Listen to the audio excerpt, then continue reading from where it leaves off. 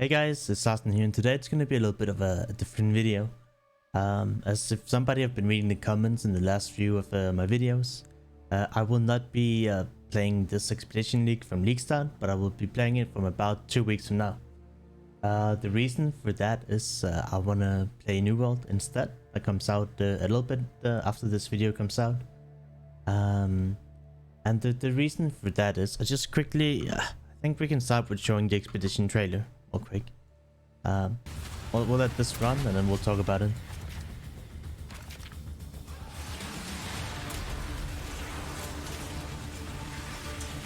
My biggest problem with this league mechanic is it looks extremely unfun to me. The fact that we have to go and place down TNT, wait for the TNT to explode, have to scout where we want to place the TNT.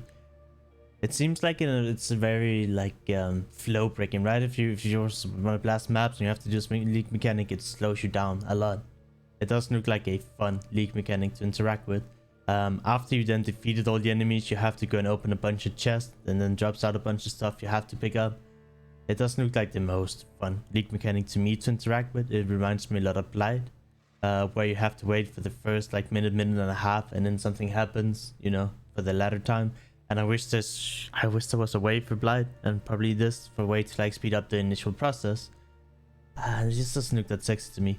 On top of that, you get to pick up all these broken artifacts, and you can then go to traders instead of just outright buying things. You have to haggle, and it's basically like if you ever played Diablo 2, the vendors, you bought items that wasn't identified, and when you bought them, they would be random things.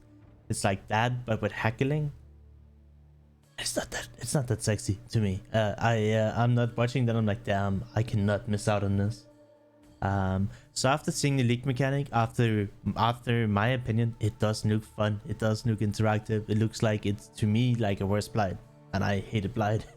The reason why I want to play New World is because I used to be a professional PUBG player. I used to travel around the world with the same people for almost 3 years straight. And we have 50 of those people pretty much on a Discord together, and we're gonna blast some New World together. Will New World replace will New World replace PoE? No. PoE is the game I played the most for like the last 4 years almost. At least for the last 2 years I played this game a ton, and it can't replace it. But right now I have an issue hanging out with my old friends, be a little bit social. And I played the pre-alpha testing September last year in New World, and in like 10 days I managed to put in 150 hours. It was like 15 hours a day I almost played it. It was pretty wild, and I really enjoyed it. So for the next 2 weeks I'll be playing New World, and then once the testing over, I'll be back to Path of Exile. I'll be playing. I'll probably release some more videos for you guys to learn from between now and then. But I won't be having league starter guides and all those things, because I'll be busy having fun with the old friends, and I almost want to call them family. Like some of the guys I'm gonna play with are just really close to me, right? And I'm gonna enjoy my time with them. I also want to give my thoughts on the development manifesto and the approach to PoE. One thing I do want to take my time and say before like going into detail with things. I quit games like World of Warcraft. I played World of Warcraft for 10 years straight, and the reason why I got fed up with it was because they made it more casual friendly.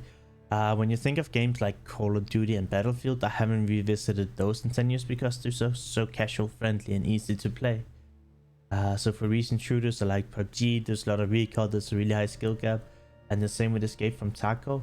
These niche games where the difficulty is pretty high, but once you get there, then it's extremely rewarding. And looking at these nerfs in PoE, I think it's good that they don't want to cater to casual and make the game really easy. It makes this niche where you have to put in a lot of time and effort to get to a threshold where you can have fun, right? Imagine if it was like Diablo. That sounds kind of too rude, but it's just so easy, right? And you get bored of it so fast. So I'm okay with some of the nerfs and some of the changes. It's just the way they're doing it, and it kind of sucks when it happens, right? I see the bigger picture. I see why it's good, so it doesn't becoming a casual game that tries to cater to everyone instead of people that just enjoy the game. So I'm in support of making things more difficult, and it's just hard when you see the changes, right? So it's like I wouldn't think of it like 3 months, 6 months, 9 months from now looking back. I think it's good for the game. But right now, seeing all this stuff is just rough. Like, the way I've looked at this as a bigger picture is like, right now, it seems like regular spellcasting, things like a Stonebrand and Windtorp is gonna need an insane amount of gear to have enough damage. And in the meantime, you have to rely on things like chaos damage or poison damage. And maybe bow skills are fine, maybe melee skills are... It's like, I feel like spellcasting is kind of dead. Archmage took some pretty heavy nerfs, but I think it's gonna be okay. Archmage like had 10 times as much damage as it needed before the nerfs, and like nerfing a little bit is fine. The thing that gave Archmage the most damage was Sedular Power and a King Cloak, right? So for me to do damage in this guy, I have to click my Sedular Power, I have to click my King Cloak, and then you go to town, right?